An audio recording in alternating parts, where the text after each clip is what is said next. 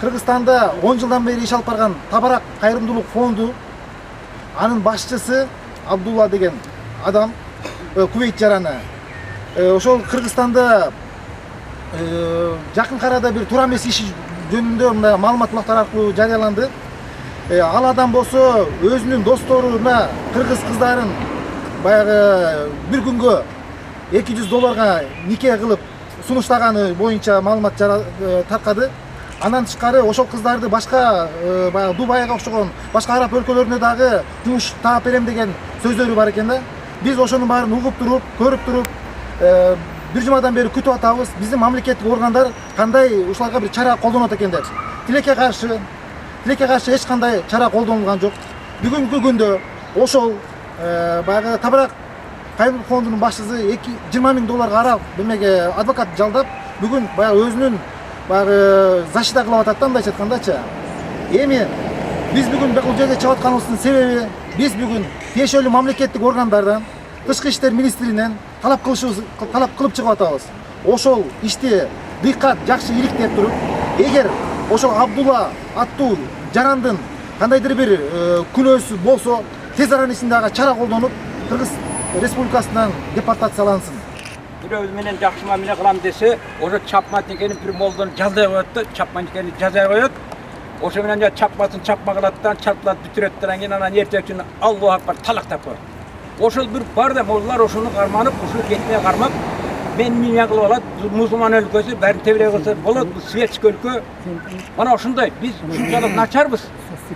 Бул диний бир уруксат берсе, суга чейин уруксат чатылыкка кирип алды айна мен. Полный чоголабыз, кыргыз чоголор чоголабыз. Снимай иштеп, токтоп снимай деп. Эмне үчүн снимай деп? Мен атым Айымхан, фамилиям Булыкеева. Мен прессада иштейм да, снимай деп аткан. Кайсы прессада? Тышкы иштер министрлиги. Мен силердин митингиңерди бизге эртерээк айттыңарбы? Жок, биз экисине айтпай койгон. туруп эле келдиңарбы? Жетисине койгонбуз да. Анан кийин бизге айтышты, Рамазан айы болуп Тартпай эле калды. турсаңыз, тартпай эле коюңузчу. Билесиз да, эми менин укугум бар. Сиз тарткан жок. Ошо тартпай эле койсоңуз. Бизди тартатат булар. Угатам, анан эмне митинг бизге айттыңарбы? Айтылган жок. Айтпай эле өзүңөр келип. Айтылбай өзүбүз келип мына өткүзүп атабыз. Эмне боюнча маселе коюлган? Мен азыр кулагым чечесин. Маселе жана Кувейт жараны боюнча, жанагы Табарак деген кайрымдуулук фондунун башчысы боюнча интернет булактарынан жарыяланып атпайбы, анын иши ошо боюнча. Ооба, аны. Силер кайсы организация? Кыргыз чоролору коомдук бирикмеси. Мен уктам, ооба. Анан Ооба. эмне кандай эме бар? Суроо бар. Эмнеге тимдин астында? Evet. Бүгүнкү күндө ошол тыштан келген чет өлкөлүктөр менен тим иш алып барат. МВДнын 10-чу управлениясы иш алып барат. Улуттук коопсуздук комитетинин ата миграция отделы иш алып барат. Ошондуктан биз силерге кайрылып атабыз. Тиешелүү чара көрүлөт. Кагаз бар? Жок, кагаз бүгүн ушундай мындай эле акция өткүзүп атабыз. Эми кагаз түрүндө кайрылабыз, таштайбыз. Анда жакында кайрылат Ооба, кагаз түрүндө жардам таштайбыз. бериле, депортацияга Туура, болот. туура, ушундай. Ага Мыйзам чегинде жоопкерчиликке тарткыла деп эле келдик. Бүгүн шашылыш эле келдик да, ачык айтканда. Түшүнүктүү. Анда азырынча официально кайрыла элексиңер, силер кайрылганда. Официально кайрылабыз. 1-2 күн ичинде официально. Ага чейин митинг менен башталып туруп. Митинг менен Ура башталат. кылат. Эми Орокин дагы байкап туралы. Жогорку кеңеш дагы балким ойгонуп, бир мыйзамдарды кабыл алып, соттор дагы эсине келип, бир башка жолдор менен чечсин. Анча мынча убакыт күтөбүз. Болбосо мына аксакалдарыбыздын Элге салабыз да. уруксатын алабыз, элге салып. Элге салабыз. Эл чечет. Кандай чечесиздер, кандай айтасыздар? Ошого жараша ишти кылганга биз даярбыз.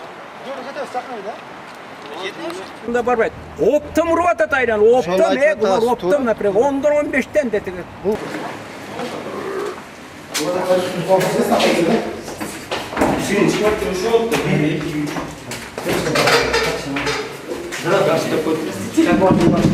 Анташ, не пугайтесь, пожалуйста.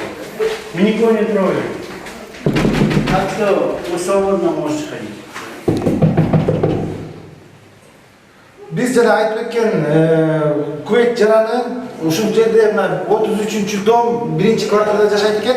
Шопоков менен Московскийдин кезишинде. Биз келип эшикти такып атабыз. Бул жерде офиси да ушул жерде экен, ачпай жатат да.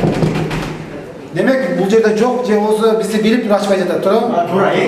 Бирок бул биз ушу менен токтобойбуз. азыр бул баягы ыйык Рамазан айы бүткөндөн кийин, айттан кийин кайра келебиз. Эгерде биздин мамлекеттик органдар тиешелүү чара колдонбосо, биз анда тиешелүү чараны біз өзүбүз чечебиз, өзүбүз колдонобуз.